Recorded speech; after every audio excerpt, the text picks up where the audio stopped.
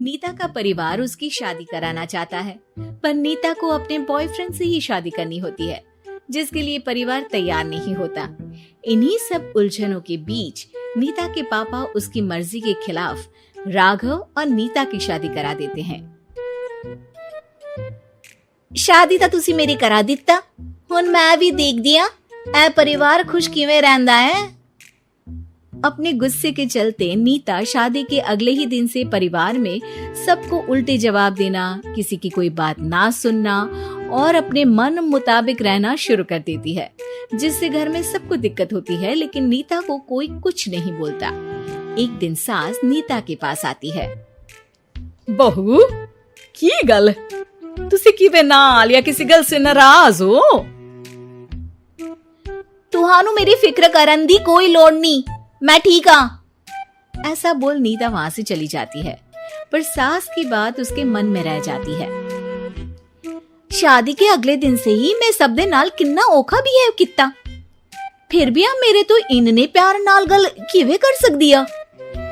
मानू नफरत करनी नहीं आउंदी, ऐस करके वो सोचती है कि एक ना एक दिन तुम्हारा गुस्सा भी खत्म हो जाऊगा। यह कदे नहीं हो सकता। इससे पहले राघव कुछ बोलता, नीता का मोबाइल बजने लगता है, जिस पर राघव वहां से चला जाता है और नीता फोन पर बात करने लगती है। जिसके बाद अगले दिन से नीता की जैसे ही आत्मा बदल गई हो, वो बिना किसी के बोले घर के सारे काम कर देती है। उसकी ऐसी काया पलट देख राघव और उसकी माँ हैरान रह जाते हैं। बहू तबियत शबियत ता ठीक सी? तबियत छड्डो मां, मैनू लगदा इसदा दिमाग हिल गया। ए तुसी दोनों की गल करी जांदे हो? मैं ठीक आ ते मेरा दिमाग भी। बस आज रियलाइज हो गया कि मैं अपने गुस्से विच कितना प्यारा परिवार ठुकरा रही सी। नीता की बात सुनकर सब बहुत खुश होते हैं और अब नीता सास की सेवा से लेकर पति की हर बात मानने लगती है, जिसकी वजह से कुछ ही समय में घर की सारी भाग दौड़ उसके हाथों में आ जाती है। उसी के साथ सास और राघव भी हर काम के लिए नीता पर ही डिपेंड हो जाते हैं। नीता मेरा लैपटॉप किथे आ? बहू मेरी दवाइयां।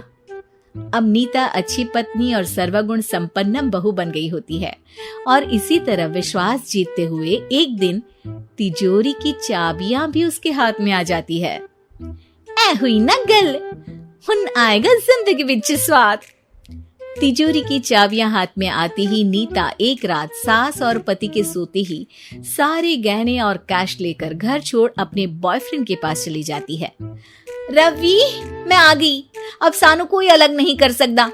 ते देख मैं सारी ज्वेलरी ते कैश भी साथ ले आई। नीता की ये बात सुनकर रवि खुश हो जाता है और वो दोनों साथ रहने लगते हैं, जिसमें नीता पूरा समय काम करती है तो रवि उसके लाए पैसों पर ऐश करता रहता है। मैं तेरे तो प्यार कर दिया ता करके ससुराल छड़ाई, और एक तू आ जो पैसों दे आगे कुछ भी नहीं देखदा। ओ महारानी अपने काम तो काम रख, मेरे ते जुबान लड़ान दी जरूरत नहीं, वरना इस घर तो बाहर कर देना है। ऐ मेरा घरा तेरा ससुराल नहीं, जीवे मन किया रहली इथे रहन लाई, हाथ चला जुबान नहीं। रवि की बातें सुन नीता के सिर पर जैसे आसमान ही टूट जाता है। एक तेरे करके मैंने अपने माँ पियो नाल उस भले चंगे ससुराल नु भी धोखा दिता ते तू छड्ड परे, मेरी ही गलतियां जे आखा उत्थे तेरे प्यार दा पर्दा डाल उस दिन फोन ते तेरी गल्ला विच आ गई। जे नहीं आउंदी ता आज खुशी नाल उथे ही बैठी होनी सी। ए भाषण उन्ना दियो जिससे इसका फर्क पड़े, मेरे कॉल नौटंकी नहीं। रवि वहां से चला जाता है और नीता रोती पछताती वहीं बैठ जाती है। हाय रब्बा, ए मैं की कर दिता, उस घर विच भी वापस नहीं जा सकती। एक ता घर छोड़ा नाल चोरी भी की, कोई मेहर माफ नहीं करूंगा। घर कैसे वापस जाए इसी डर से नीता रवि का घर छोड़ नहीं सकती। इसी तरह दिन बीतते हैं और उन्हीं के साथ हालात बद से बदतर होते जाते हैं। अब रवि पैसों और अपनी मनमानी के लिए नीता के साथ मारपीट भी शुरू कर देता है, जिससे परेशान होकर एक दिन नीता उसे छोड़ अपने ससुराल वापस आ जाती है, जिसे वहां देख राघव गुस्से से लाल हो जाता है। हुनी थे की लेना या हमारी जिंदगी के साथ घर ता तू पहले ही बर्बाद कर गई सी। जान दिया, मेरी गलती माफी लायक नहीं। मैं कमली सी उस ढोंगी नु सच्चा प्यार दे, इस सच्चे प्यार नु बोझ समझती बैठी। मैनू माफ कर दो। जे मेरी नूरानी समझ गई या कि उस तो गलती हुई या, फिर किस बात का रुसना मनाना। केड़ी नूरानी रानी बोलन जोगा इसने केड़े झंडे गाड़ दिए। मां याद कर, तेरे घर विच चोरी कर बहू ते पत्नी सब रिश्ते तोड़ भाग गई सी। और फिर की मानता रहिया, गलती हो गई सी। एक गलती ता रब भी माफ कर देता, ते तू और मैं ता सिर्फ इंसान ही आ। माफ कर दे, मैं बोल रही आ, ये दोबारा कदी कोई गलती नहीं करेगी। इसदा नहीं ता मेरा ही भरोसा कर ले। ठीक आ, जिवे तुहानू ठीक लगे, पर इसे बोल दे मेरे कोलो कोई उम्मीद ना रखे।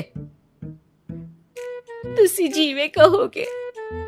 अब सास हर रोज राघव को मनाने की कोई ना कोई नई तिगड़म बताकर नीता को उसके पास भेजती रहती है, जिससे कुछ समय बाद नीता का पछतावा और कोशिशें देखकर राघव भी उसे माफ कर देता है।